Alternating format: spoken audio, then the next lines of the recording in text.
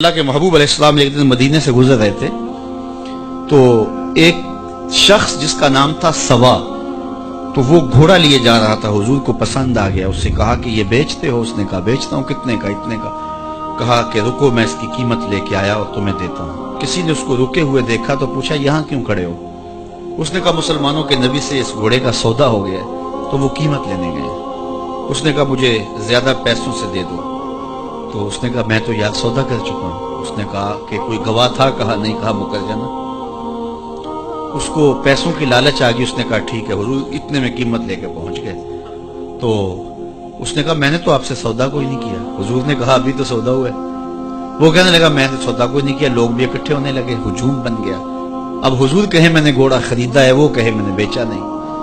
اب جب لوگوں کا ہجوم بنا تو لوگوں کے ہجوم کا بھی ایک پریشر ہوتا ہے۔ تو اس نے کہا کہ اگر بات لوگوں پہ چلی گئی تو صادق بھی یہ ہیں، امین بھی یہ ہیں، تو لوگ تو انہیں سچا کہیں گے۔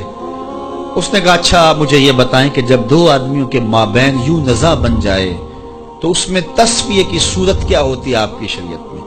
تو حضور نے فرمایا میری شریعت تو کہتی ہے کہ جو مدعی ہے وہ گواہ لائے، والیمین علی من انکر، جو انکار کرتا ہے وہ قسم دے دے۔ اس نے کہا پھر ٹھیک ہے، آپ کا دعویٰ ہے کہ آپ نے گھوڑا خریدا ہے تو پھر آپ گواہ دیں، اور اگر آپ کے پاس گواہ نہیں ہے تو پھر میں قسم دے دیتا ہوں۔ جھوٹ اس نے پہلے بول لیا تھا، قسم دینا اس کے لیے مشکل نہیں تھا، اس کو یہ بھی پتا تھا گواہ کوئی نہیں۔ تو اس نے کہا جناب آپ گواہ پیش کر دیں تو میں گھوڑا دے دیتا ہوں جس قیمت پہ آپ بتا رہے ہیں، اور اگر آپ کے پاس گواہ نہیں ہے تو پھر میں قسم دے دیتا ہوں۔ اب بھری بزم تھی، لوگوں کا ہجوم تھا، اور اس نے ایک ایسی بات کی۔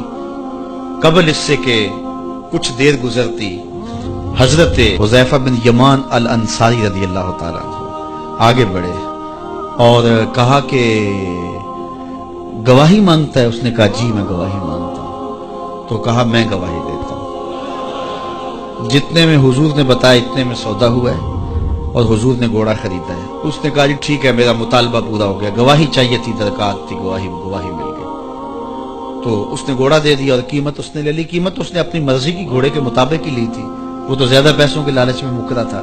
تو خیر اس کو راستہ نکلنے کا مل گیا، لوگ ہٹنے لگے تو حضور نے حضرت حذیفہ رضی اللہ تعالیٰ عنہ کو اشارے سے قریب کیا اور کہا کہ تم نے گواہی دی، تم تو موقع پہ موجود ہی نہیں تھے، تو تم نے گواہی کیسے دی؟ تو حضرت حذیفہ رضی اللہ تعالیٰ عنہ نے کہا حضور گھوڑا کیا ہے، آپ کے کہنے پہ تو ہم نے رب کی گواہی دے دی، ہم نے رب کو دیکھا تھا، آپ نے کہا نہ ہے تو ہم نے مان لیا، تو یہ گھوڑا کیا ہوتا ہے؟ تو حضور نے حضرت حذیفہ کا ہاتھ پکڑ کے فضا میں بلند کیا اور لوگوں کو کہا جانے والوں رک جاؤ۔ لوگ ٹھہر گئے۔ کہا کسی عدالت کچہری میں گواہ کی ضرورت ہو تو میری شریعت 2 گواہ مانگتی ہے، لیکن جہاں میرا خزیمہ ہوگا، ہاں حذیفہ نہیں، خزیمہ بن ثابت انصاری رضی اللہ عنہ، جہاں میرا خزیمہ ہوگا وہاں ایک ہی گواہی 2 کے قائم مقام ہوگا۔ فیض پہنچا اے رضا احمد پاک کا، ورنہ ہم کیا جانتے خدا کون ہے۔ میں اگر خدا سے ملنا چاہوں تو مجھے بتاؤ نہ کہ میں کدھر جاؤں، شرق کو جاؤں، غرب کو جاؤں، شمال کو جاؤں، جنوب کو جاؤں، نیچے سوراخ کروں، اوپر سیڑھی لگاؤں، کدھر جاؤں؟ آئیے ذرا قرآن کا اصول دیکھیے۔ وَإِذَا سَأَلَكَ عِبَادِي أَنِّي فَإِنِّي قَرِيبٌ، حبیب میرے بندے تیرے پاس آ کے میرا پوچھتے ہیں، بندے میرے ہیں، مجھے ڈھونڈتے ڈھونڈتے تیرے پاس آ گئے اور تیرے پاس آ کے پھر میرا پوچھنے لگے۔ فَإِنِّي قریب، ان آنے والوں کو بتلا دیجئے کہ میں دور نہیں ہوں، نیڑے ہوں۔